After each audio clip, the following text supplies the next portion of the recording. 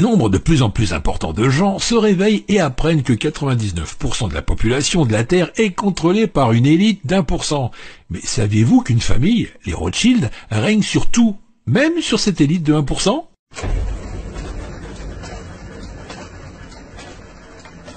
Dans la discrétion, la dynastie Rothschild est incontestablement la lignée la plus puissante de la Terre et leur richesse estimée est d'environ 500 000 milliards d'euros.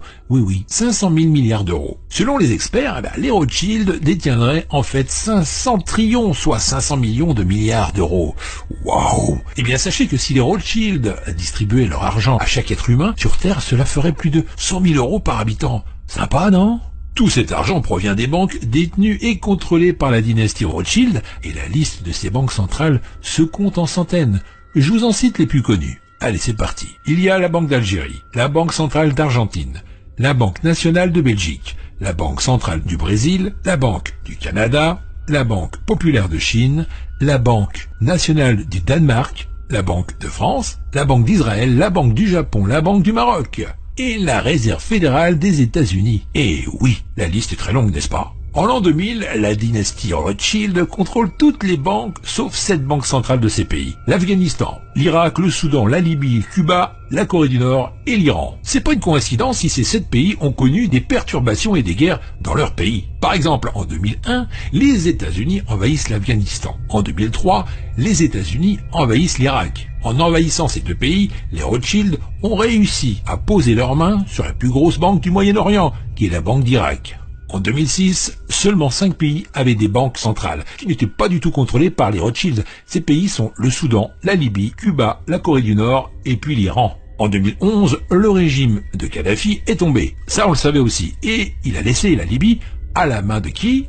Des Rothschild, qui sont très satisfaits de la révolution libyenne qui a été approuvée et soutenue par M. Bernard-Henri Lévy. Et dans la même année, le plus grand pays d'Afrique en superficie, qui est le Soudan, se divise. Le Sud-Soudan devient un État indépendant le 9 juillet 2011 et sombre rapidement dans une nouvelle guerre intérieure cette fois. En 2013, seulement 3 pays restent debout et résistent encore à la main des Rothschild, qui sont Cuba, la Corée du Nord et l'Iran. Cuba ne va certainement pas tomber. Ce petit pays a tenu tête pendant des décennies aux États-Unis. Et Fidel Castro, le leader de la révolution cubaine, a tenu tête pendant plusieurs années aux États-Unis. Rappelez-vous, il a survécu à de multiples tentatives d'assassinat. Il a réprimé toute l'opposition politique sur l'île pour faire de Cuba un des fers de lance de la guerre froide. Le leader cubain a défié tour à tour pas moins de 11 présidents américains. Rien que ça. Pour la Corée du Nord, soyez sûrs, mes chers amis, que c'est très difficile pour les Américains d'infiltrer le régime nord-coréen et de créer un mouvement de résistance pour faire tomber Kim Jong-un. Et ni la Chine ni la Russie souhaitent voir s'effondrer le régime nord-coréen qui fait bien leur affaire et garde un équilibre entre les deux camps. Tu m'étonnes.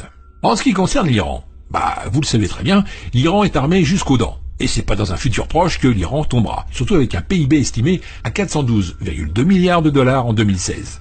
L'Iran est la deuxième économie de la région du Moyen-Orient et de l'Afrique du Nord, après l'Arabie Saoudite. Sa population estimée à 78,8 millions d'habitants en 2015 place également le pays au deuxième rang des pays les plus peuplés du Moyen-Orient, derrière l'Égypte. L'économie iranienne repose sur le secteur gazier et pétrolier, l'agriculture et les services se caractérisent par une présence notable de l'État dans l'industrie manufacturière et les services financiers. L'Iran occupe, lui, le deuxième rang mondial des pays producteurs de gaz naturel et le 4e rang pour ses réserves de pétrole prouvées. Donc c'est simple, n'attendez pas un renversement du régime iranien au futur. Voilà encore plein de contenu pour vous faire plaisir et pour vous apprendre des choses sur cette chaîne. J'espère que ça vous a plu. Partagez la vidéo avec vos amis sur Facebook, Twitter et les autres réseaux sociaux. Pour moi, je vous retrouve dans la prochaine vidéo qui s'affiche sur l'écran maintenant. À tout de suite, ou alors à bientôt. Ciao.